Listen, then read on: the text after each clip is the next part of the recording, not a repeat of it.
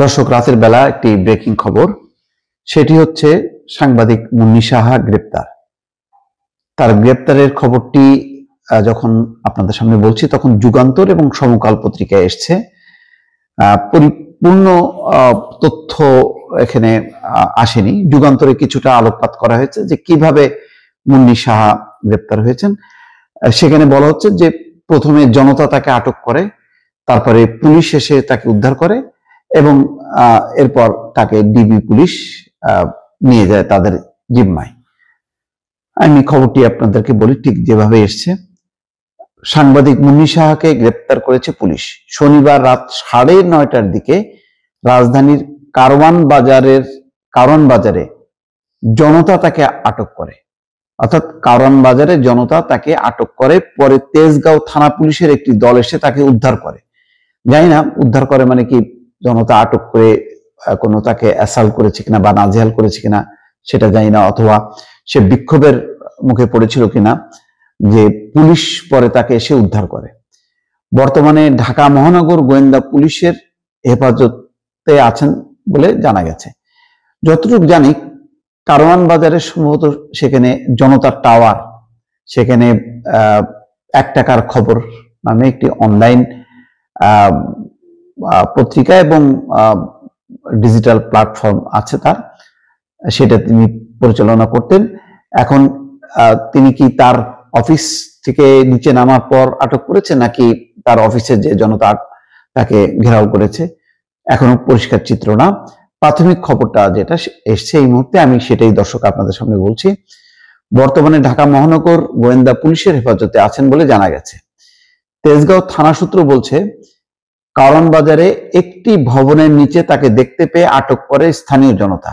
আমি যেটা গেস করি যে জনতা টাওয়ার কারওয়ান বাজারে যেটি আছে সেখানে কাছাকাছি আছে এটিএন নিউজ এবং প্রথম আলো সহ কয়েকটি মিডিয়া ভবন কাছাকাছি আছে।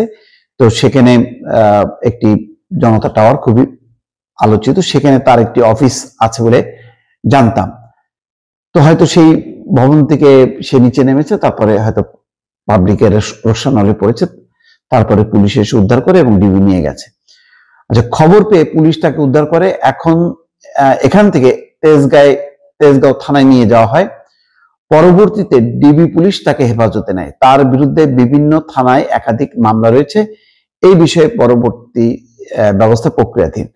সম্ভবত কয়েকটি হত্যা মামলা বিভিন্ন যে সাংবাদিকদের বিরুদ্ধে করা হয়েছে তার বিরুদ্ধেও আছে। এছাড়া সাম্প্রতিক সময় কয়েকটি খবর পাওয়া যাচ্ছিল যে তার প্রেস অ্যাক্রিডিটেশন কার্ড বাতিল করা হয়েছে, তার প্রেস ক্লাবের সদস্যপদ স্থগিত করা হয়েছে। যদিও এগুলো নিয়ে সাংবাদিক সংগঠনগুলো প্রেস অ্যাক্রিডিটেশন কার্ড বাতিল নিয়ে প্রতিবাদ করছিল এবং মুন্নি সাহা সেই আলোচিত সাংবাদিক 21 টেলিভিশন থেকে তখন থেকেই তিনি যথেষ্ট আলোচিত। তারপর বিগত 15 বছর শাসন আমলে তিনি আলোচিত একদিকে, অন্যদিকে সমালোচিত হয়েছেন।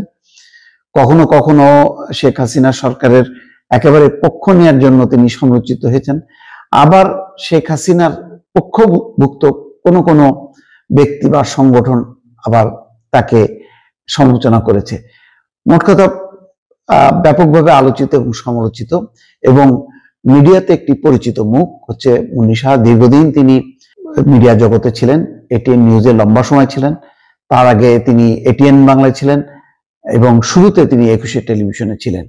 এখন সুনির্দিষ্ট কোনো ঘটনা বা মামলায় তাকে আটক করা হয়েছে কিনা, নাকি শুধুমাত্র জনতার কোনো রোষানলে পড়েছিল, যেটা পত্রিকার খবরে আসছে যে প্রথমে জনতা তাকে আটক করে এবং তখন পুলিশ উদ্ধার করে, সেই প্রেক্ষিতে কি পুলিশ তাকে উদ্ধার করলো নাকি তার বিরুদ্ধে পুলিশ খুঁজছিল, তার বিরুদ্ধে মামলা আছে তেমনটা এটা পরিষ্কার না।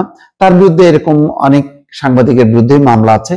তো পুলিশ যেগুলি বলছিল যে শুধু মামলা থাকলে কোনো সাংবাদিককে গ্রেপ্তার করা হবে না, যাচাই করা হচ্ছে এই মামলাগুলো সঠিক কিনা, অর্থাৎ যাচাই বাছাই করা হচ্ছে এগুলি কেউ ইচ্ছাকৃতভাবে দিয়েছে নাকি সত্যি সত্যি সে কোনো অপরাধের সাথে যুক্ত। সেই কারণেই কিন্তু অনেক সাংবাদিকের বিরুদ্ধে মামলা হলেও তাদেরকে গ্রেপ্তার করা হচ্ছিল না। কিন্তু এখানে যে ঘটনাটা যেভাবে আসছে তাতে মনে হচ্ছে যে পুলিশ তাকে খুঁজতেছিল বা তাকে আটক করার উদ্দেশ্যে অভিযান চালাচ্ছিল, বিষয়টা তেমন না। এখানে হয়তো কোন একটা মবের মধ্যে মুন্নি সাহা পড়েছিল, যার প্রেক্ষিতে পুলিশ সেখান থেকে তাকে আটক করেছে এবং ডিবি নিয়ে গেছে। ডিবি জিজ্ঞাসাবাদ করে হয়তো আদালতে পেশ করতে পারে, অথবা ডিবি ছেড়েও দিতে পারে। পরবর্তী দর্শক কি হয় আপনাদেরকে জানাবো। ভালো থাকবেন, আল্লাহ হাফেজ।